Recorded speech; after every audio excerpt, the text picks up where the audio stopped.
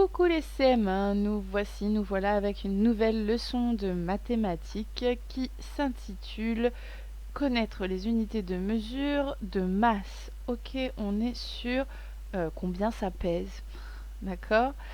Alors ce petit exercice il était relativement facile, il fallait additionner toutes les charges qui allaient monter dans l'ascenseur.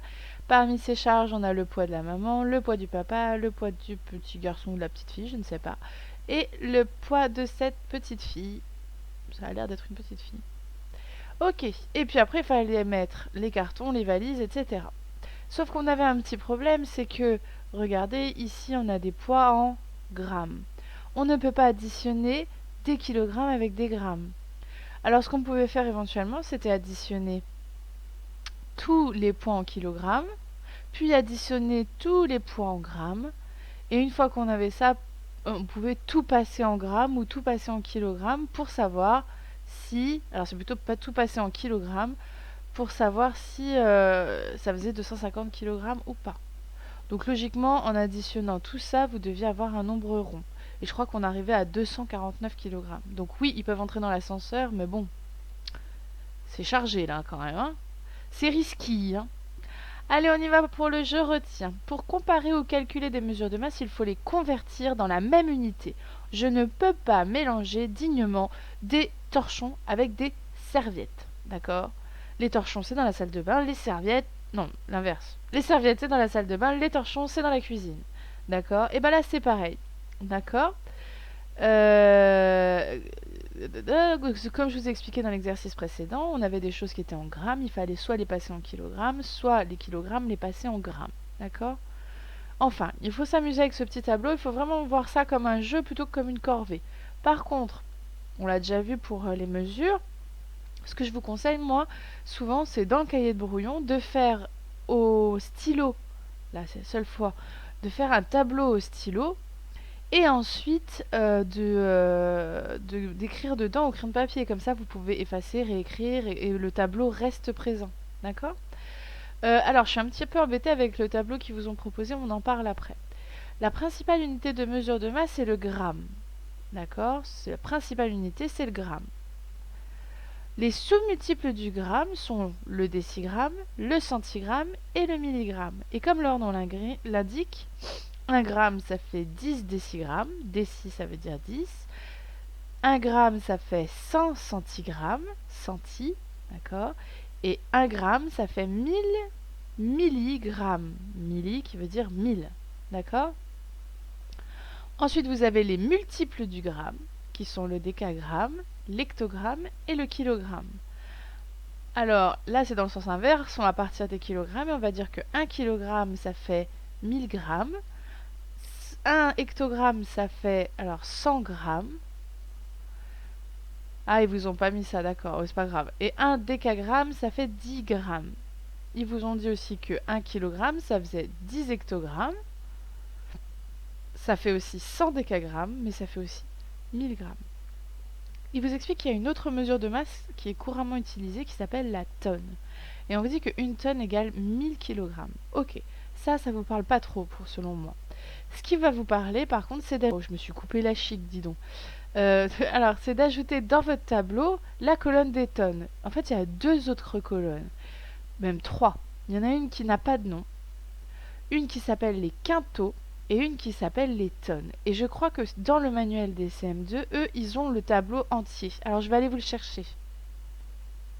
Alors, nous voici, ah mince, dans le tableau des CM2, ça c'est un exercice de CM2, c'est pas du tout le... Voilà. Vous avez ici le tableau et regardez, tonnes, quintal, T et Q, rien. Il y a une colonne qui n'a pas de nom, c'est comme ça. Kilogramme, hectogramme, décagramme, gramme, décigramme, centigramme, milligramme. D'accord. Il faut bien retenir ce tableau, il faut vraiment l'imprimer, il faut qu'il soit bien inscrit dans votre tête. Ok. Alors je suis embêtée parce que du coup il faudrait peut-être que je vous mette la leçon avec le tableau des CM2. Je vais réfléchir à comment je peux faire. Je crois que je vais vous le coller sur la page, d'accord. Ok, on revient à nos moutons. Parce que après cette belle leçon, vous avez l'exercice. 1, 2, 3, 4. Oh, vilaine maîtresse. Non, c'est simple à faire. Le 1. Aide Noah à trouver ce qui pèse plus de 1 kg. Alors, quand on fait des mesures comme ça, il faut vraiment se trouver des petits points repères. 1 kg, pour vous donner une idée, c'est un sac de farine. D'accord? Un sac de farine qu'on achète dans les commerces, vous savez, les petits sacs que maman elle achète ou papa achète au supermarché. Un petit sac, ça fait 1 kg. Du coup, le cartable plein de Noah quand il part à l'école, est-ce que c'est plus lourd ou moins lourd qu'un sac de farine? Est-ce que ça pèse plus ou moins de 1 kg? La masse d'un pamplemousse, à votre avis, est-ce qu'un pamplemousse, ça pèse le même poids qu'un sac de farine, ou en dessous ou au-dessus? Pamplemousse, je vous rappelle que c'est un petit peu plus gros qu'une orange. Le contenu d'un paquet de chewing gum. Bon, là, je crois que j'ai pas trop de dessins à vous faire. Hein? Ok. Le 2. Recopier et complète avec l'unité qui convient. Alors, on vous propose la tonne, le kilogramme et le gramme. Le kilogramme, donc c'est 1 kg, c'est la farine. Et puis dites-vous que 30 kg à peu près, c'est à peu près un enfant. D'accord? Un adulte, alors un homme adulte, on est en dessous de 80 kg, mais ça dépend combien il mesure. D'accord? Donc en tout cas, un homme adulte, il dépasse pas la tonne. Hein. Non, non, non, non, non. D'accord? Alors, la masse d'une balle de tennis, à votre avis, est-ce que ce sont des grammes, des kilogrammes ou des tonnes? 55 grammes, 55 kilogrammes ou 55 tonnes? J'imagine bien une balle de tennis qui pèse 55 tonnes, tiens. C'est un éléphant, quoi. Même plus, c'est 55 éléphants. Ah, peut-être moins, quand même. La masse d'une voiture. Alors, à votre avis, est-ce que ça fait 800 tonnes, 800 kilos ou 800 grammes? Alors oui, parce que du coup, j'ai pas fini mon histoire. 1 kilogramme, c'est donc notre sac de farine. Une tonne, je crois que une tonne, c'est le poids d'un éléphant. D'accord? Réfléchissez bien. Est-ce qu'une voiture pèse plus qu'un éléphant? Et la masse d'un écureuil. Alors, c'est 300. 300 kilogrammes? Allez, l'exercice 3, c'est un peu le même genre. Vous avez des tonnes. Donc, les tonnes, je vous rappelle qu'une tonne, c'est un éléphant. Je crois même que c'est plus. On va les regarder tout de suite. Poids éléphant. Et il y en a différents types. Hein. J'avais déjà regardé au moment où j'ai fait l'exercice. Vous voyez, regardez, l'éléphant de forêt d'Afrique, 2700 kg. Ça fait 2 tonnes 7 quintaux. Donc ça fait presque 3 tonnes. D'accord? Ah voilà, ça nous répond à notre question. Le plus petit des éléphants, il fait 3 tonnes. D'accord?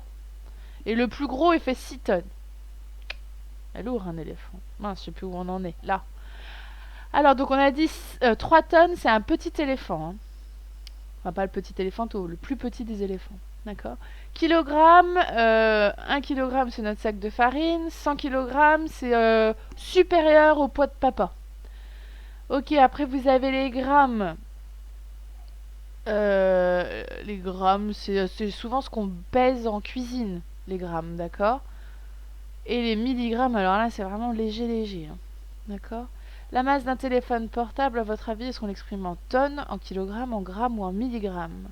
La masse d'une valise pleine, dites-vous bien que vous pesez 30 kilos puis que vous avez du mal des fois à porter une valise.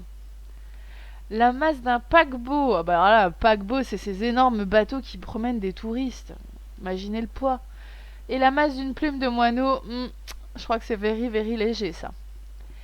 Dans le 4, choisis la masse qui convient pour chaque animal. Alors là, il faut réfléchir et à la masse qu'on vous propose et à l'unité.